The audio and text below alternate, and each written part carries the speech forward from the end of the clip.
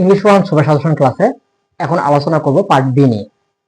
তোমরা জানো যে পার্ট বিটা হচ্ছে আমাদের গ্রামার পার্ট। এই গ্রামার পার্টের প্রায় 15 মার্ক অথবা 20 মার্কের কোশ্চেন হয়ে থাকে, ঠিক আছে। আচ্ছা, এই পার্টটা কিন্তু খুবই ইম্পর্টেন্ট একটা পার্ট। কাদের জন্য ইম্পর্টেন্ট? যারা পাস করতে চাও তারা কিন্তু পার্ট এ এবং পার্ট সি থেকে পাস করতে পারবে। যারা ক্লাস পাইতে চাও তাদের কিন্তু এই পার্ট থেকে প্রশ্ন করতেই হবে। যদি করতে না পারো তাহলে তোমার ক্লাস আসবে না। ক্লিয়ার? আচ্ছা, তো এই পার্টের ভিতর আমি যে টপিকগুলো নিয়ে আলোচনা করব, এই টপিকগুলো থেকে অবশ্যই প্রশ্ন হবে, ঠিক আছে। কিভাবে করবা?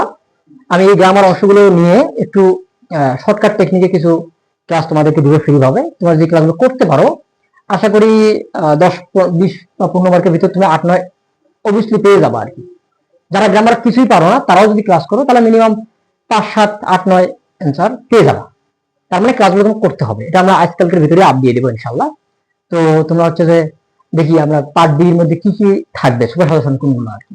দেখো, 1 নম্বরে যে বিষয়টা থাকবে সেটা হচ্ছে parts of speech. Parts of speech, parts of speech মানে পদ।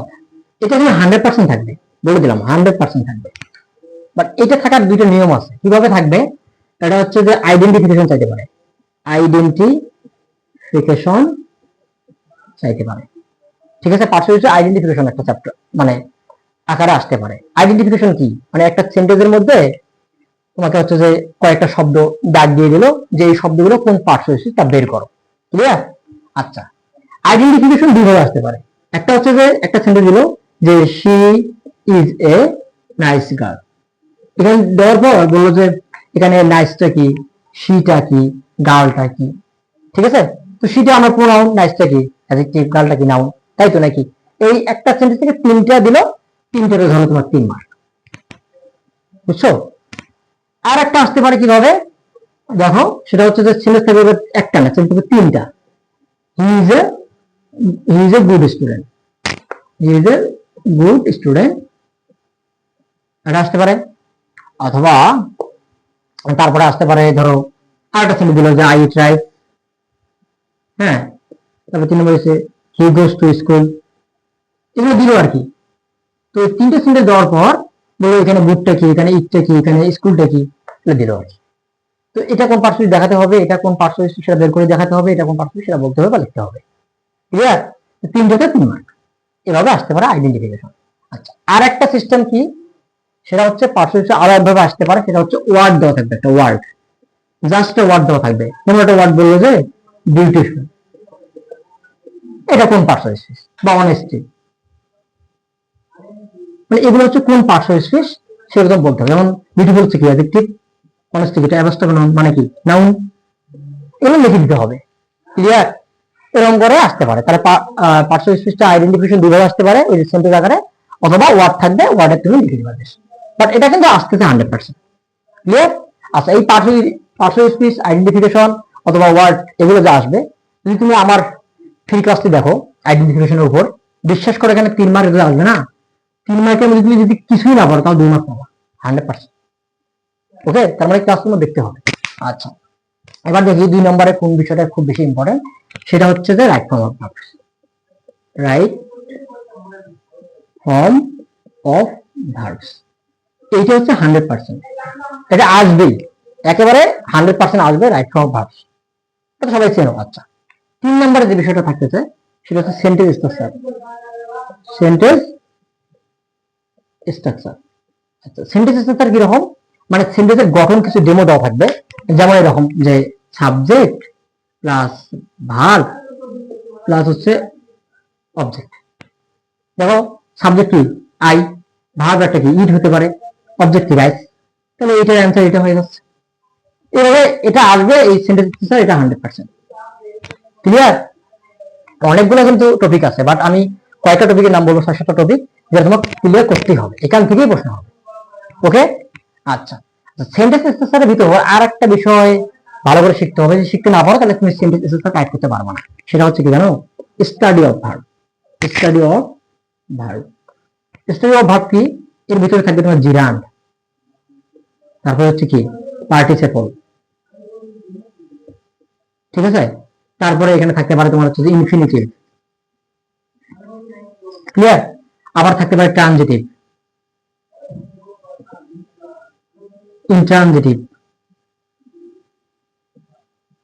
তারপর হচ্ছে লিঙ্কিং, এগুলো থাকবে। এই এখানে এইটা যদি আলাদাভাবে আসে, স্টাডি ভাবটা যদি আলাদাভাবে আসে, সেক্ষেত্রে কি হবে না, এই আইডেন্টিফিকেশন পার্সোনালিটির মতো আইডেন্টিফিকেশন আসবে। একটা সেন্টেন্স দেওয়া হলো, যেমন এরকম বলি আর কি, swimming is a good exercise. তো এখানে সুইমিং ইজ টান দিয়ে রাখলো যে সুইমিংটা কি, এটা কিন্তু জিরান একটা, ঠিক আছে, বলতে হবে জিরা, এতটুকুই। বা একটা বললো ওটা টান দিয়ে বললো ওটা কি, এটা বলতে হবে। যদি ওইভাবে আসে তাহলে ভালো। আচ্ছা, আমি যে বললাম সেন্টেন্স স্ট্রাকচারের ভিতর এগুলো থাকবে, কিভাবে থাকবে জানো, এই যে সাবজেক্ট প্লাস হলো যে টিভি মানে ট্রানজিটিভ ভার্ব প্লাস অবজেক্ট থাকবে। কারণ কি করতে হবে, ট্রানজিটিভ ভার্বটা কোথায় আছে, স্ট্যান্ডার্ড ভার্বে আছে। এটা যদি তুমি না পারো এটা পারবা না। তবে একটা কথা মাথায় রাখবা, এই সেন্টেন্স স্ট্রাকচারের ক্ষেত্রে এই ট্রানজিটিভ, ইনট্রানজিটিভ, এই লিঙ্কিং এটা কি প্রশ্ন হবেই স্ট্রাকচারের ক্ষেত্রে। তার মানে তুমি স্ট্রাকচার ভালো করে 3 মাস বা 2 মাস যাই আসো দেখেন যে কারেক্ট করতে চাও, study of verb must be করতে হবে। এটা খুবই কিন্তু সোজা, ঠিক আছে। আচ্ছা, তারপরে দেখো, তার মানে এই 4টা থেকে, এই 1 2 3 আর study of verb, study of verb, এই 4টা থেকে আমার মোটামুটি 3টা প্রশ্ন থাকতেছে কনফার্ম। আচ্ছা, এবার 5 নম্বরে দেখো, মিশাচ্ছি, তোমার স্ক্রিনশট নিয়ে নিবা। আর না হলে যেটা করতে পারো, তোমরা আমার হোয়াটসঅ্যাপ নম্বরে হচ্ছে যে নক দিবা, আমি তোমাকে ফুল সাজেশনটা হচ্ছে যে পিডিএফ করে পাঠিয়ে দেবো, সমস্যা নাই। দেখো, সেটা হচ্ছে যে 5 নম্বরে যে বিষয়টা থাকবে সেটা হচ্ছে যে changing sentence, changing sentence. Changing sentence কোনগুলা, ওই যে অ্যাসার্টিভ থেকে এক্সক্লামেটরি করা, এক্সক্লামেটরি থেকে assertive, affirmative two negative, negative two affirmative, interrogative করা, ইম্পারেটিভ করা, হ্যাঁ, এই যে সেন্টেন্সের আর কি রূপান্তর করা সেগুলো। অথবা আসতে পারে এখানে ডাব্লিউএইচ কোশ্চেন, এটা কিন্তু এখানে ইম্পর্টেন্ট, এটা আসার সম্ভাবনা 100%, ঠিক আছে। আচ্ছা, 6 নম্বরে থাকবে সিনোনিম, সিনোনিম অথবা অ্যান্টোনিম। 7 নম্বরে থাকবে কি জানো, 7 নম্বরে থাকবে তোমার 6 নম্বরে সিনোনিম অ্যান্টোনিম থাকবে, 7 নম্বরে থাকবে টেবিল ম্যাচিং, টেবিল ম্যাচিং। 8 নম্বর হচ্ছে with clue, with clue or without clue. এই দুটো কি কত, টেবিল ম্যাচিং তো সবাই বোঝো, একটা টেবিল থাকবে, ম্যাচ করে তোমাকে একটা সেন্টেন্স তৈরি করে দেখাতে হবে, তিনটা আলাদা ব্লক থাকতে পারে আর টেবিলের মধ্যে। আর উইথ ক্লু কোনটা, যেটাতে উপরে কিছু সহকারে কিছু শব্দ দেওয়া থাকবে, শব্দগুলো বাছাই করে গ্যাপ পূরণ করতে হবে, ফিল ইন দ্য গ্যাপস। আর উইদাউট ক্লু কোনটা, যেটা কোনো ক্লু নেই, বুঝছো। এই 3টা থেকে 100% দুটো আসবে, দুটো 100%। তাহলে এখানে দুটা, এই যে একটা 3টা, আর ওখানে 4টা থেকে 3টা বা 4টা, এই 5টা বা 6টা, এখান থেকে 5 বা 6টা প্রশ্ন অবশ্যই পাবা। তার মানে গ্রামার এই অংশগুলো করতে পারলেই তুমি মোটামুটি ভাবে ভালো করে পড়ো, তাহলে 20-এর মধ্যে মিনিমাম 15, 16 বা 17, অথবা 15-এর মধ্যে 12 অনায়াসে পাবা, ঠিক আছে। আর আমার ক্লাসগুলো মিনিমাম, আমি তো সবগুলো ক্লাস ফ্রি করে দিতে পারবো না, আবার সময়ও কম, যতটুকু পাই আর কি, তো সেক্ষেত্রে তোমরা 8-9 অ্যান্সার অবশ্যই করতে পারবা। সবগুলো তো আর শর্টকাটে পড়ানো যাবে না, যেগুলো শর্টকাটে পড়ানো যায় সেগুলো পড়াই দিব।